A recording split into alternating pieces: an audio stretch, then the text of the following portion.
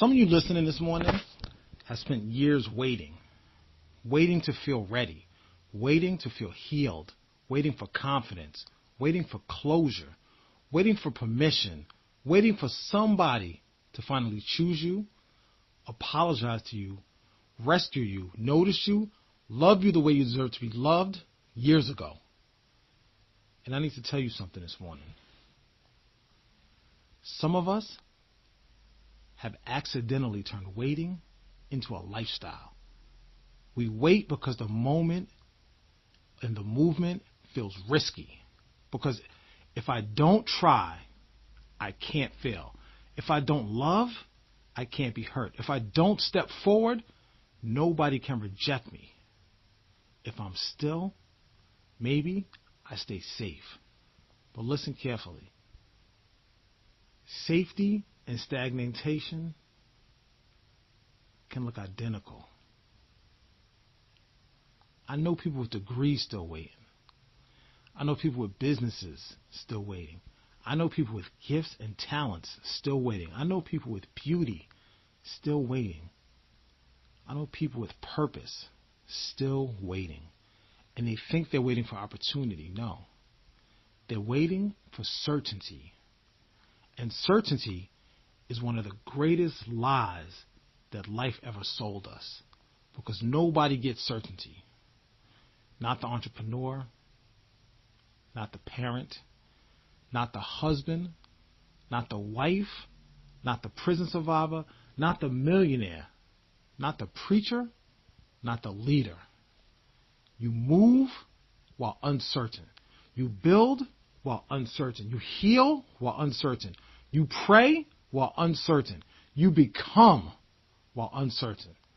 I remember coming home carrying shame, carrying grief, carrying mistakes, carrying records and labels and stories people had already wrote about me. And if I'm honest, I thought one day a trumpet would sound and somebody would announce, Hassan, you're officially forgiven now. You can begin living. But life doesn't work like that. No letter came.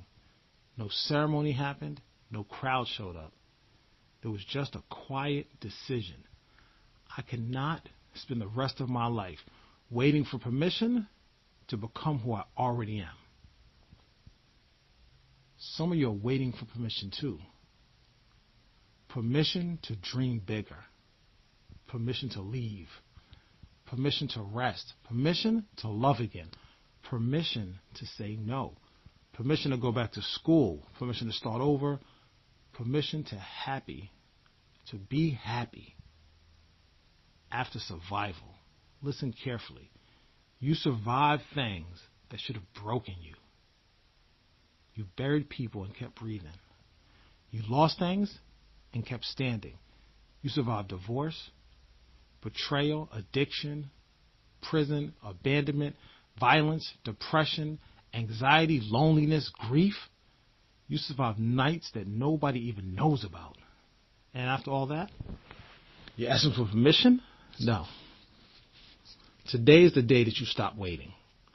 Not because you're fully healed. Not because you're fearless.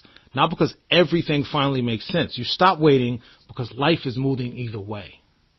And every year spent waiting for perfect condition becomes a tax on your future. Somebody listening right now has been carrying a dream for 10 years. 10 years.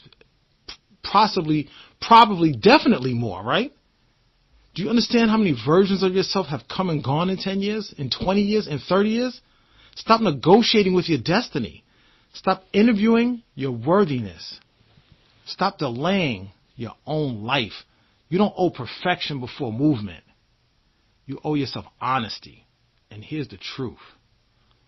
You are not behind. I don't care how old you are. We tell ourselves this lie that we have to have the house, the car, the marriage, the degree by 30 years old. We have to be retired by 65. We have all these timelines set up to shame us. You are not behind. You are not disqualified. I don't care how many mistakes you've made. You are not too old. If you want to start that career, if you want to start that hobby, if you want to start that family, you're not too old. You're not too damaged. You are not too late. You are still here, still standing, and that means something. Today, I need one commitment, not 10. Not a 5-year plan, one thing. One phone call.